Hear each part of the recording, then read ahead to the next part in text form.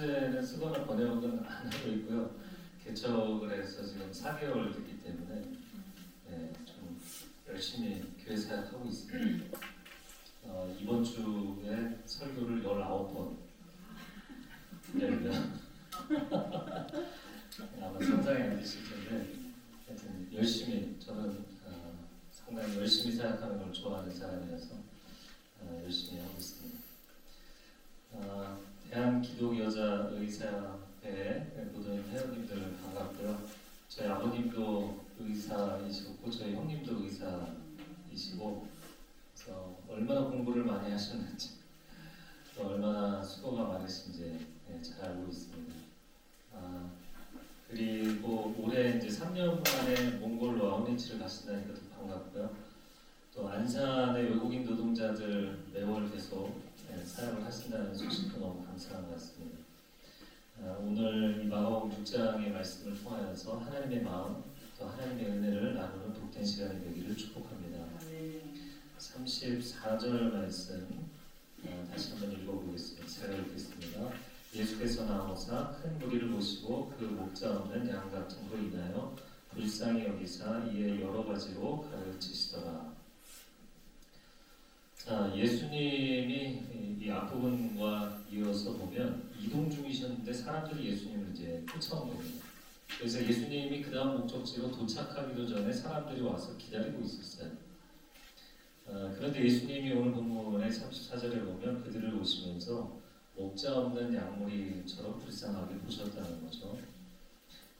그런데 이 사람들을 바라보는 제자들의 마음은 많이 달랐다는 겁니다. 왜냐하면 이 앞부분이 12제자들이 파송을 받아서 여러 마을에 다니면서 사역을 하다가 온 시간이었어요. 그래서 예수님이 이제 좀 쉬어야 되지 않겠느냐, 그래서 한적한 곳을 찾고 계셨던 거죠. 그러니까 예수님과 제자들이 쉴 곳을 찾아 이동 중인데 잠시의 여유도 주지 않고 사람들이 또 따라왔다는 거죠. 그러니까 제자들 입장에서는 숨이 막히고 답답하고 도망가고 싶지 않았겠는가. 그럼에도 불구하고 예수님도 피곤한데 이 사람들을 보면서 그저 측은하셨다는 것이죠. 목자 없는 양들이라는 표현이 굉장히 마음에 와닿습니다. 어떻게 빈들의 양들만 보여줄 수 있는가. 목자의 심정을 가지고 있다면 결코 그럴 수가 없다라는 거죠.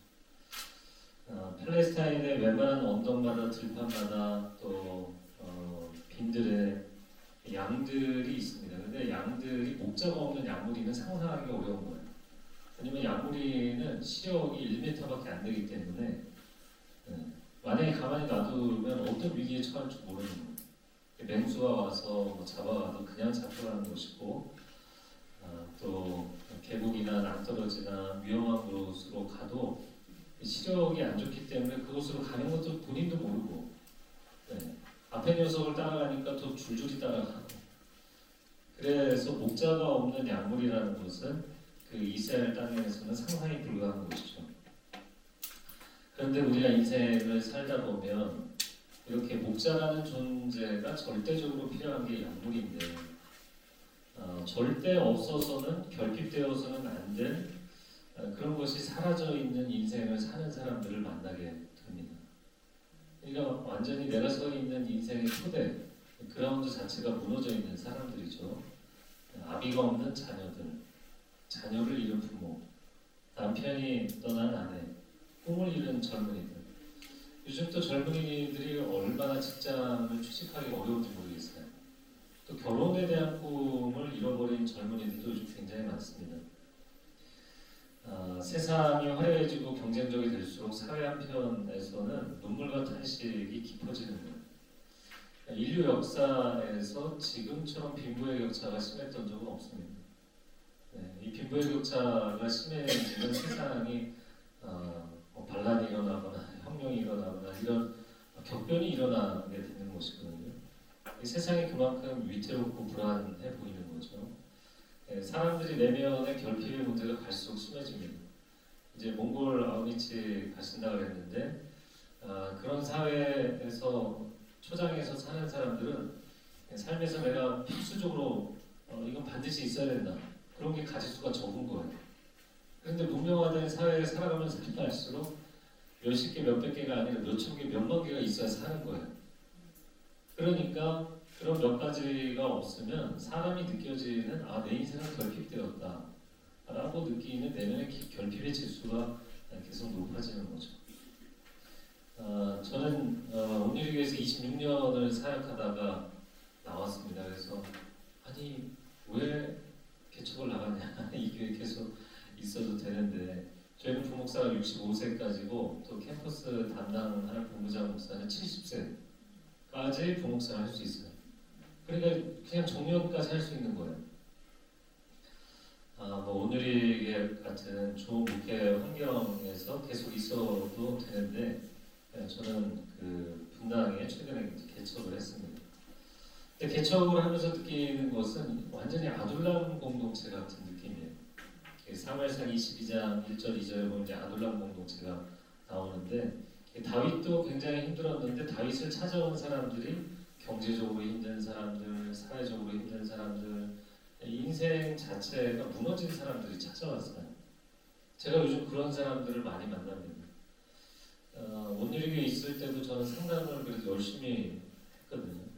통화로도, 문자로도, 이메일로도, 대면으로도 주일날 5번 설교하면 중간중간에 쉬는 시간에 밥 먹을 시간이 없을 정도로 상담을 했어요. 근데 그때도 참 그 극단적인 케이스들을 많이 상담을 했습니다. 저희 큰형이 정신과 닥터이거든요. 같은 그 연대 나왔는데 제가 이제 개인적으로 상담을 하면서 이 케이스는 좀 내가 어떻게 해야 될지 모르겠다. 그럼 이제 형님에게 문의를 합니다. 저희 큰형이 어느 날 그러더라고요. 아니 나는 정신과 닥터인데 어떻게 너가 나보다 더 극한 케이스들을 상담을 하는 것 같다. 사실 성도들이 어려움이 많아도 이제 큰 교회 이제 목회를 하다 보면 목사님이 멀게 느껴지기 때문에 잘 와서 얘기 안 하거든요. 그런데 정말 SOS를 하시는 분들은 아주 어려운 분들이 SOS를 하는 거예요. 그런데 제가 요즘 이제 개척을 나와서 보니까 지금 상담하는 분들은 온누리교회에 있을 때보다 몇 배 더 힘든 분들이에요. 그러니까 그분들이 상담을 요청하면 제가 거절을 할 수가 없어요. 스케줄이 지금 도저히 안 됩니다. 이런 얘기를 할 수가 없어요.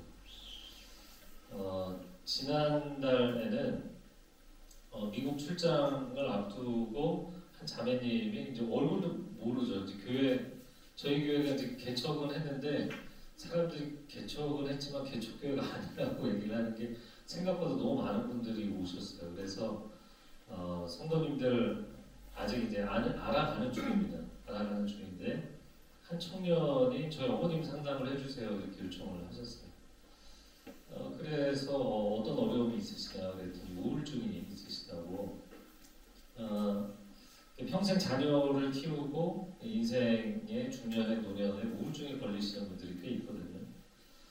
그래서 알았다.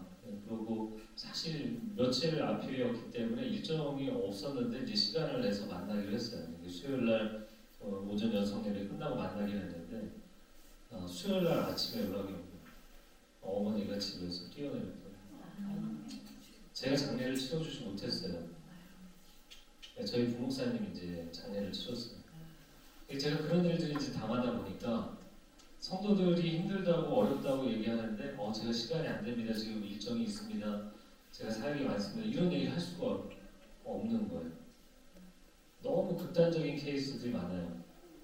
3년째 집에서 안 나오는 자녀를 두고 있는 그런 가정.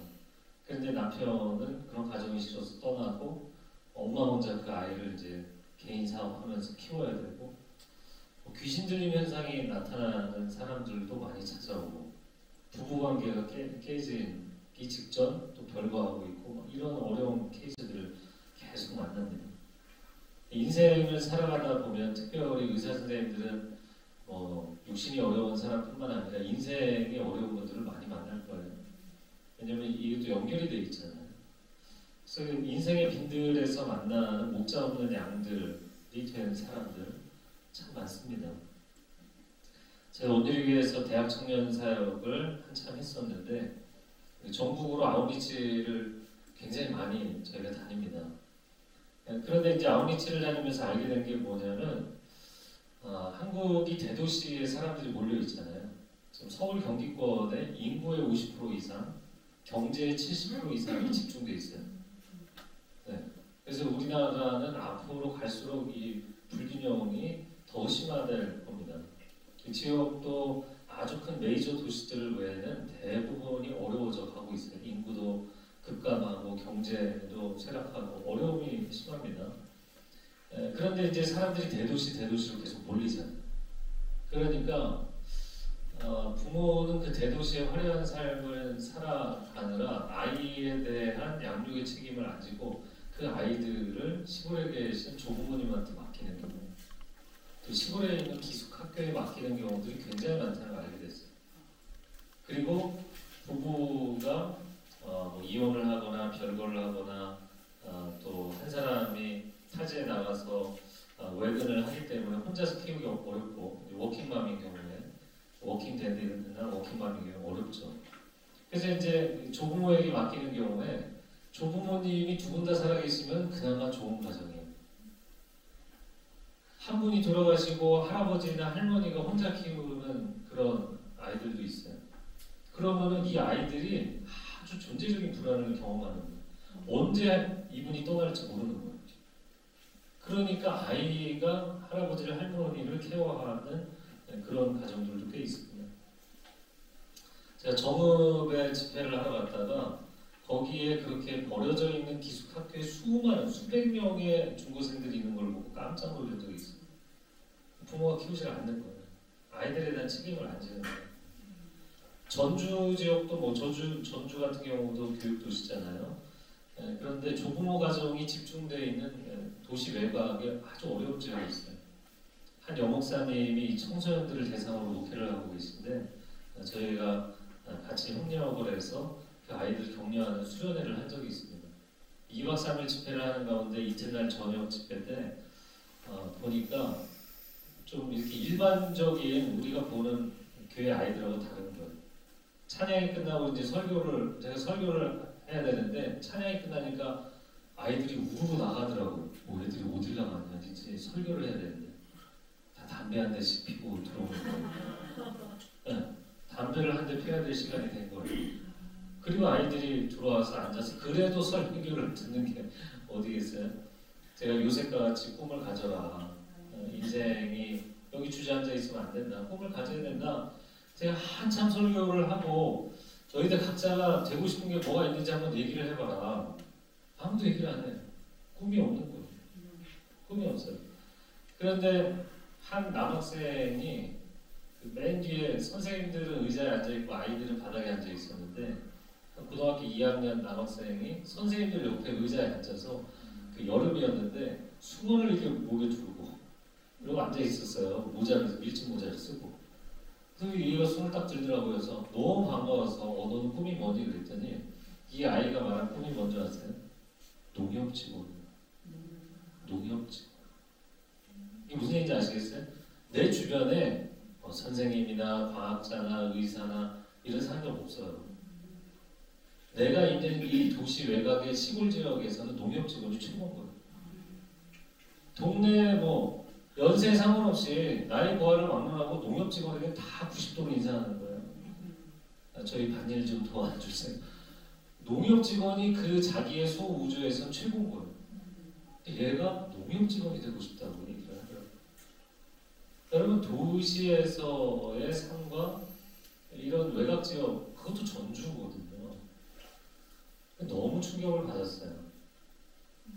제가 땅끝마을 해남에서 배를 타고 한 시간 정도 들어가는 섬마을에 가서 또 아이들 사역을 한 적이 있는데 낮 시간에 중고등학생, 남학생들만 모아서 한 10명 이렇게 이야기하는 시간이 있었습니다. 그날도 아이들하고 이제 꿈에 대한 이야기를 나눴는데 아이들에게 꿈을 물어보니까 이 아이들이 이구동성으로 하는 말, 이 섬을 탈출하는 거예요. 꿈이 뭐냐고 물어보는데 뭐가 되고 싶다가 아니에요. 이 현실을 피하고 싶은 거예요. 어떻게든 이 현실을 벗어나고 싶은 거예요. 근데 놀랍게도 중학교 2학년짜리 남학생이 키가 꽤 큰 아이고 이제 아주 착하게 생긴 그 몸이 큰 아이였는데 저는 꿈이 있습니다. 그럼 뭐냐 그랬더니 제빵사야. 그 주변에 있는 애들이 얘는 벌써 베이커리 배우고 있대요. 빵 만드는 거, 케이크 만드는 거. 야, 너 어떻게 이렇게 이 섬에서 기특하게 벌써 꿈을 가졌냐. 너무 훌륭하다. 그랬더니 이 케이스가 이제 제가 말씀드린 자녀가 부모를 케어하는 케이스더라고요.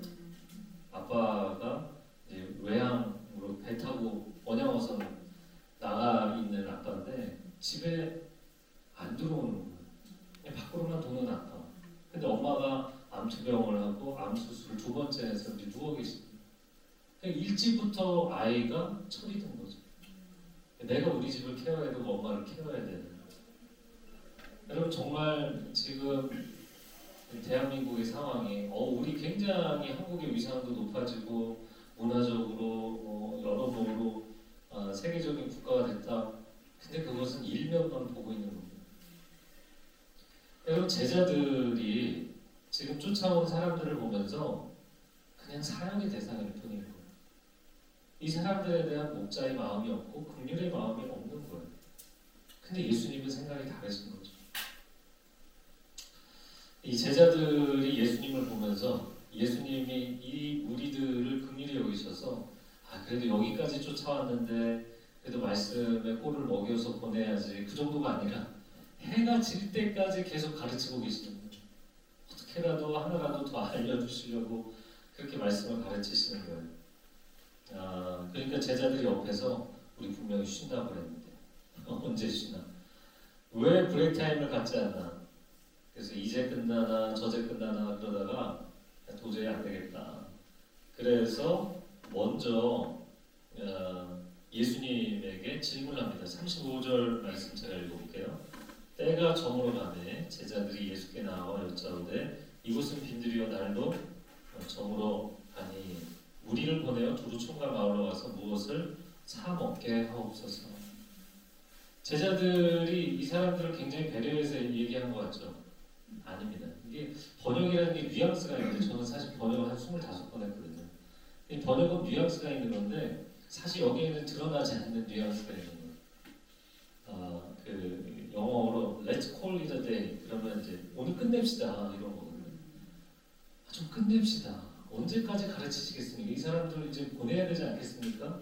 제자들이 기다리다가 못해서 아니 예수님 이렇게 해가 뉘엿뉘엿 할 때까지 사람들 붙잡고 있으면 우리가 이 사람들을 먹일 수도 없고 재울 수도 없고 여기는 빈들인데 어떻게 하시려고 그럽니까? 아무 대책이 없지 않습니까? 아주 이제 합당한 얘기를 한 거죠. 그런데 예수님께서 37절에 보면 너희가 먹을 것을 주라. 예수님 영화에 보면 예수님 항상 온화한 얼굴로 온화한 목소리로 말씀하시잖아요. 너희가 먹을 것을 주라. 제자들 입장에서는 너무 황당한 얘기를 하시는 거예요. 아니 여기 무슨 동네가 있는 것도 아니고 동네가 있어서 빵집이 있어서 먹을 걸 산다고 해도 이 많은 사람들이 빵을 어디서 사냐. 그리고 그 빵을 살 돈은 또 어디에 있으냐. 예수님이 정말 밑도 끝도 없는 얘기를 하시는 거죠. 그래서 37절에 보면 예수님의 말씀에 이거 말도 안 된다라는 의미로 우리가 가서 200데나리온의 떡을 사다 먹이리까 이야기합니다. 1데나리온이 일꾼의 하루 품삯이잖아요. 만약에 10만 원으로 환산을 하면 2천만 원이고 5만 원으로 환산을 해도 1,000만 원이거든요. 그런 돈이 뭐 예수님 무리에 있을 리도 없고 그렇다고 해도 뭘 살 수도 없고 이건 말도 안 되는 이야기입니다 라고 얘기를 한 거죠. 그런데 예수님께서 38절에 너희에게 떡 몇 개나 있는지 가서 라. 그래서 오병이어를 가져오게 됩니다. 근데 그 오병이어를 12명이 다 가서 찾아온 게 아니에요. 요한복음 대조본문에 보면 안드레가 찾아왔어요. 그 안드레아, 앤드류라는 그 이름은 원어적으로 남자답다, 사람답다, 인간미가 있는 사람이라는 뜻이에요. 앤드류는 초대교회 역사에 기록된 곳은 시몬 베드로하고 성격이 좀 반대였어요. 시몬 베드로는 대중설교가였지만 안드레는 한 영혼에 대한 포기하지 않는 그 사랑과 헌신이 있는 사람으로 알려져 있는 사도였어요. 그 안드레가 예수님 말씀을 듣고 사람들 사이를 찾아서 한 소년을 발견한 거죠. 소년이 뭐 우리가 상상해 보건데 도시락 뚜껑 열었다가 이제 붙들려서 예수님께 나왔는데 그게 오병이어였던 것이죠. 그리고 그 오병이어를 가지고 5천 명을 먹이십니다. 예수님은 이 기적을 통해서 무엇을 우리에게 말씀하시려는 것일까? 여러분, 사실 사람들이 많은 음식을 먹고 나서 예수님에 대해서 오해를 하기 시작하잖아요. 공간복음서인 마태, 마가, 누가에서는 오병이어 기적을 상당히 긍정적으로 묘사했지만 요한복음의 경우에는 요한복음 6장에 너희가 떡을 먹은 영으로 나를 쫓아온 것이다. 그러면서 하나님의 아들을 주목하고 사랑하는 것이 아니라 떡을 기뻐하고 기적을 기뻐하고 하나님 그분을 사랑하는 것이 아니라 하나님의 선물이 좋은 사람들. 그러면서 예수님이 굉장히 강하게 이야기를 하셔서 따르던 많은 사람들이 떠나게 되었다. 요한복음은 또 부정적으로 이야기를 하거든요. 그러니까 사람들을 위해서 여러분들 이제 선교사역을 해보시면 선교사님들의 고민이 딱 그거거든요. 떡을 줄 것인가 복음을 줄 것인가.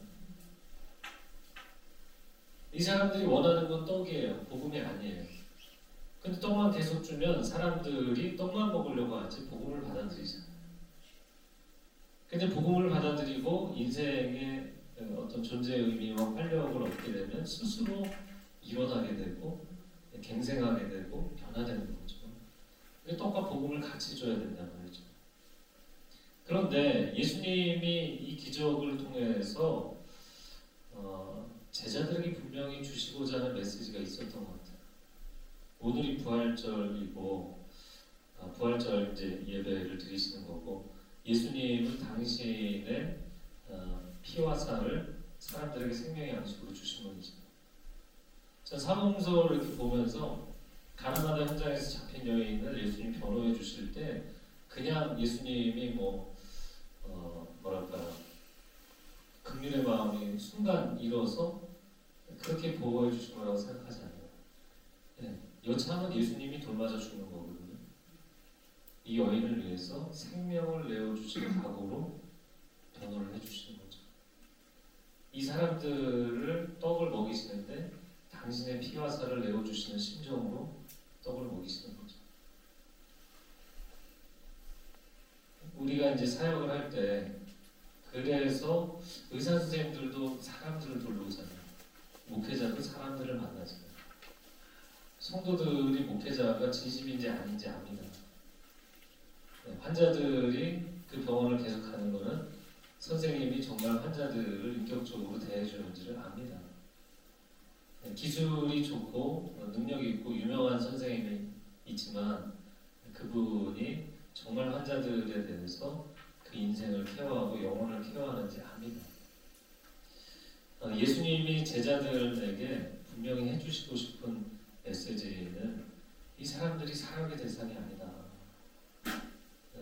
이 사람들을 정말 내 생명을 내어주는 것처럼 섬기는다. 그런 마음을 가져야 된다는 것을 얘기해 주셨다고 봅니다. 우리의 작은 섬김이 놀라운 기적을 만들어낼 수 있는 시작점이 되도록 주님께 내어드리면 주님이 기꺼이 쓰실 줄로 믿습니다. 몽골에 아버지 하시고 또 한 달에 한 번 안산에 섬기시는 참 귀한 일이라고 생각을 합니다. 우리 마음 가운데 우리가 이 사람들까지 섬겨야 되나? 내가 이 정도까지 섬겨야 되는가? 의무감으로 하는 것이 아니라 예수님은 당신의 살과 피를 내어주시는 심정으로 사람들을 하루하루 만나주셨고 섬기셨고 사랑하셨다는 것. 우리도 그런 마음을 품기를 원하신다는 것. 그런 마음으로 매일을 살았으면 좋겠습니다. 제가 예전에 아우니치 할 때도 있었던 얘기인데 강원도, 전라도, 경상도, 경기도권 이렇게 다 아우니치를 해보면요. 전국의 국도마다 옥수수하고 찐빵하고 뭐 술빵 이런 거 팔잖아요. 차 타고 가다가. 근데 그 옥수수가 대학 옥수수. 왜 대학 옥수수냐면 그 충청도였던 걸로 기억하는데 한 그 대학 교수님께서 그 품종을 계량해서 만드셔갖고 그 옥수수 품종으로 다 한 거예요. 근데 저 강원도에서부터 뭐 경상도 전라도까지 전부 다 대학 옥수수예요. 그런데 그거를 어떤 환경에서 키우느냐에 따라서 이 찰진 정도가 다르고 제가 아우니치 뭐 전국을 많이 다녔기 때문에 먹어보면 딱 그 기후에 맞게 찰진 정도가 달라요. 근데 한 번은 이제 충청도에서 이틀째 날에 저희가 이제 한 4명의 교육자가 함께 전국에 뭐 저희 청년들이 그 당시에 한 3,4천 명이 이제 여름에 아우니치를 가기 때문에 여러 팀들이 이제 수백 개 팀들이 나가 있는 거예요. 이제 그 중에서 계속 돌아다니면서 이제 격려하고 집회를 하는데 하루는 아침에 숙소에서 나와서 급하게 나오느라고 저희 아침을 못 먹고 출발을 한 거예요. 이제 하이웨이를 타야 되는데 국도에서 하이웨이를 타기 전에 어디 또 옥수수 파는 데가 없을까 이렇게 저희가 둘러봤는데 아침 너무 이른 시간이어서 아무도 안 나왔더라고요. 그런데 하이웨이를 딱 타려고 인터체인지를 타려고 하는데 길 건너편에 김이 모락모락 나는 거예요. 와 저기다 그러고 이제 돌려서 차를 세웠는데 제가 이제 운전자석 옆에 보조석에 앉아 있었고 보조석 창문을 내려서 보는 순간 그 장면을 아직도 잊을 수가 없어요. 한 10년 전인데 너무 눈물이 나는 거예요. 왜냐면 한 필리핀 자매가 어린 아들하고 나와서 옥수수를 찌고 있는 거예요. 근데 그 어린 아들이 보니까 이제 한국 분하고 이제 사이에서 낳은 자녀이겠죠. 유치원 가방을 메고 한 5살, 4살, 5살 정도 된 아이예요. 이렇게 아침 햇살에 혼자 즐겁게 노래를 부르고 있었어요. 이제 유치원을 곧 데리고 가야 되는 것 같아요. 그런데 그 필리핀 자매가 열심히 옥수수를 찌고 있는데 벌써 이미 나와서 한참 준비를 해서 거의 다 쪄놓은 상태여서 저희가 이제 살 수가 있었는데 한국 사람 부지런하잖아요. 그 부지런한 한국 사람들도 이 시간에 나와 있질 않은데 한국에 와서 얼마나 그동안 고생을 많이 했을까. 얼마나 열심히 살고 있는 건가. 근데 그냥 그 장면이 스냅샷처럼 저한테 마음에 남아갖고 눈물이 나더라고요. 제가 그 옥수수를 사서 받아들고 한참을 울다가 서울에 이제 전화를 했어요. 그리고 저희 이제 대학 청년 본부 사무실에 전화해서 올해부터 우리가 다문화 가정 캠프를 하자.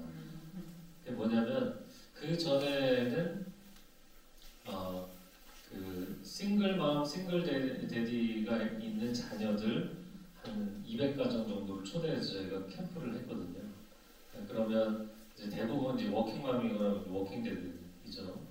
그런데 자녀들하고 휴가도 못 보내고 이런 경우도 굉장히 많습니다. 그래서 저희가 함께 이제 캐리비안 베이에 아이들하고 놀 수 있게 해주고 숙소도 제공하고 그리고 저녁에는 집회하고 위로하고 격려하는 그런 시간 갖는데 프로그램 이제 하나 더 만든 거죠. 그래서 겨울에 스키 캠프를 만들고 외국인들이 그렇게 우리나라 와서 다문화 가정인 경우에 눈을 보는 것도 처음인데 사실 그런데 뭐 놀러 가거나 이런 경험들도 없거든요. 그래서 그런 자녀들 불러다가 위로해주고 격려해주고 부부 또 초대해서 격려하고 그런 사역을 했던 기억이 있어요. 지금 잘 아시겠지만 전국의 중소도시의 농어촌 지역에 이런 다문화 가정들이 굉장히 많습니다. 근데 제가 최근에도 들은 얘기는 아이들이 한국말을 잘합니까? 이게 첫 번째 이제 밖에서 사역하는 사람들의 접근법이에요. 첫 번째 한국말을 잘하냐? 한국말을 잘해야 애들이 사회도 적응하고 공부도 하는 거잖아요. 한국말 잘할까요? 잘 못하죠. 이제 엄마가 한국말을 잘 못하니까. 그런데 두 번째 질문은 의외의 질문이었어요. 그건 뭐냐면 그러면 자기 엄마의 그 모국어 필리핀 말이라든지 아니면 뭐 인도네시아나 이런 말 할 줄 아느냐? 잘 못한대요. 놀랍게도. 이유가 뭔지 아세요? 시어머니가 그 말을 못하게 했어요. 못하게 한다. 한국말도 못해요. 자기 엄마 모국어도 못해요. 아무것도 할 수 없는. 그런 아이들이 지금 엄청나게 많은 숫자가 이 사회에 쏟아져 나오고 있어요. 이 지금 한국 사회가 겉으로 이 도시의 화려함 뒤에 너무나 많은 것들이 가려져 있다는 거예요. 안타까운 부분이라고 생각합니다. 우리나라의 미래를 어떻게 해야 되는가? 또 도시의 젊은이들은 이런 화려한 삶, 또 경쟁하는 삶을 살다 보니까 결혼을 기피하고 비혼 선언하고 결혼을 해도 자녀를 안 낳고. 제가 최근에 이런 얘기도 들었어요. 어르신들도 MZ세대 어르신들이래요. 그래서 나는 너희 손주 안 봐준다. 나는 내 인생 살 거다. 욜로죠, 욜로.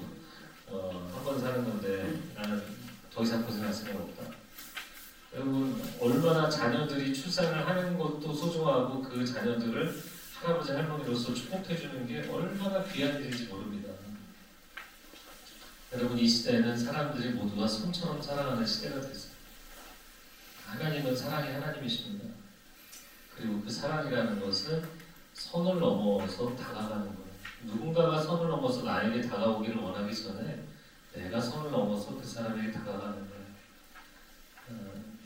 그런데 사랑하면 내가 그 사람을 위해서 도움을 주고 헌신하게 되잖아요. 요즘 젊은이들의 생각에는 사랑하는 사람이 손해보게 됩니다. 사랑하면 내가 그 사람을 위해서 희생하고 헌신하고 싶은 마음이 생기잖아요. 이게 손해보고 싶지 않은 거예요. 늘 그 자기 자신을 위해서 살아야 된다고 부모님께 배웠거든요. 그래서 이 시대의 사람들을 미미미 제너레이션이라고 합니다. 나밖에 모르는 제너레이션이라고 합니다. 그래서 그렇게 공부를 열심히 한 친구들이 대기업 같은 데 이제 들어가면요, 엄청나게 많은 숫자가 6개월 안에 그만둡니다. 왜냐하면 나를 위해 살아왔기 때문에 내가 누구를 위해서 일한다는 게 받아들일 수 없는 거예요. 힘들어하는 거예요. 저는 1516 교회를 개척하게 된 것이 한국 교회가 지금 마이너스 성장한 지 30년째, 올해가 딱 30년째입니다. 단 한 계단도 반등하지 못하고 주저앉은 거예요. 매년 한 계단씩 스텝다운을 하는 게 30년이에요. 북미의 디아스포라 한인교회가 마이너스 성장한 지 올해로 딱 10년이에요. 한국은 원 제너레이션, 한 세대가 무너졌고 미국에 있는 한인교회는 원 디케이드, 10년이 무너졌어요. 그런데 이렇게 가속도가 붙으면 이게 반등하기가 어렵습니다. 팬데믹 기간에 한국교회가 지난 3년 동안 1만 5천 개가 문을 닫았어요. 그게 작년 연말 통계예요. 그리고 가속도가 붙고 있어요. 경상도는 워낙에 교회가 적었지만 전라도는 교회가 많았잖아요. 그런데 전라도에 있는 교회들이 더 빨리 무너지고 있어요. 이유는 이제 인구가 급감하고 또 사람들이 모여서 대면으로 예배드리지 않는 때가 되다 보니까 작은 교회들이 경제적으로 힘들어서 거의 다 문을 닫고 있어요. 신학교에 더 이상 학생들이 가지 않습니다. 왜냐면 늘 언론에서 이제 교회 공격하고 또 교회들이 잘못한 건 회개해야 되지만 그런 반기독교적인 정서가 강해졌기 때문에 신학교 가지 않습니다. 가장 많이 그래도 좋은 사람들이, 좋은 인재들이 간다고 하는 장신대 신대원도 작년 신대원 지망률이 1.3대 1이에요. 제가 들어갈 때만 해도 7대 1 그랬어요. 5수, 10수에서 들어갔어요. 정말 좋은 사람들이 전국에서 모였어요. 지금은 오지 않습니다. 제가 온누리교회에서 인사위원회 하면서 그 인사위원회에서 이제 목회자들 후보생을 뽑는데 안타까운 것은 10년 전이면 뽑지 않을 사람들을 뽑고 있어요. 저는 뽑을 사람들이 아닌 사람들을 뽑고 있어요. 그리고 그 친구들이 2년, 3년 파트 전도사, 이제 교육 전도사 하고 나면 전임 보드의 대상에 오르거든요. 그런데 2, 3년 훈련 받았으면 웬만큼 준비가 됐을 것 같은데 전임이 될 만한 준비가 안 돼 있어요. 그래도 그 사람들이 그나마 베스트이기 때문에 뽑는 거예요. 여러분 한국 교회는 이제 10년 뒤, 20년 뒤 교인이 줄고 교회가 문을 닫아서 어려워지는 게 아니라 교회 목회를 할 사람들이 없을 거예요. 있어도 좋은 목회자들이 거의 없고 그런 상황이 오고 있습니다. 그런 상황에서 좀 말도 안 되는 생각이지만 저는 기도하면서 이런 상황을 받아들이기가 마음이 어렵기 때문에 하나님 한국 교회를 반전시켜 주십시오. 제 마음 가운데 저는 20년 남았어요. 20년 남아서 한 300개의 교회를 개척하고 싶다 이런 마음으로 이 비전으로 교회를 시작했습니다. 그리고 교회 개척 운동을 할 계획입니다. 시대가 어렵고 우리의 삶 가운데 하나님이 주신 축복을 아주 작은 부분을 나누기 시작하면 하나님은 오병이어로 쓰실 줄로 믿습니다. 네. 그냥 빨리 포기하고 빨리 타협하는 게 아니라 어떻게 이 많은 사람을 여기서 먹이겠어? 이게 맞는 얘기거든요. 맞는 얘기지만 그러나 어떻게든 한 생명을 살리겠다고 당신의 생명을 내어주시는 그 주님의 사랑이 세상을 뒤집어 놓는 것입니다. 우리 모두가 그런 하나님의 사랑의 통로, 구원의 통로로 쓰임받으시기를 축복합니다. 기도하겠습니다. 사랑하는 주님, 대한민국의 양지 뒤에 가려져 있는 문제가 너무나 많이 어렵습니다. 하나님 수많은 눈물을 흘리고 있는 어린 영혼들이 있습니다. 주께서 우리를 긍휼히 여겨주시고 귀한 대한기독여자의사회 의사 선생님들 한 분 한 분의 마음 가운데 사랑의 마음이 흘러넘치게 하여 주시고 하나님 이 땅에 눈물을 흘리고 있는 사람들 그들을 품고 그들의 육신을 치료하고 영혼을 치료하는 하나님의 손길이 되게 하여 주옵소서. 너희가 먹을 것을 주라 말씀하시는 그 주님의 마음은 단순히 무리한 것을 요구하시는 마음이 아니라 당신의 생명조차 내어주시고자 하는 당신의 살과 피를 내어주시는 주님의 마음인 것을 알게 하여 주시고 우리가 작은 봉사일지라도 함께 참여하고 함께 섬길 때 하나님께서 귀한 이분들을 통하여서 하나님의 사랑이 흘러가게 하여 주시고 더 많은 의사 선생님들이 이 귀한 선교적 사역에 동참할 수 있도록 인도하여 주시옵소서. 예수 그리스도의 이름으로 기도합니다. 아멘.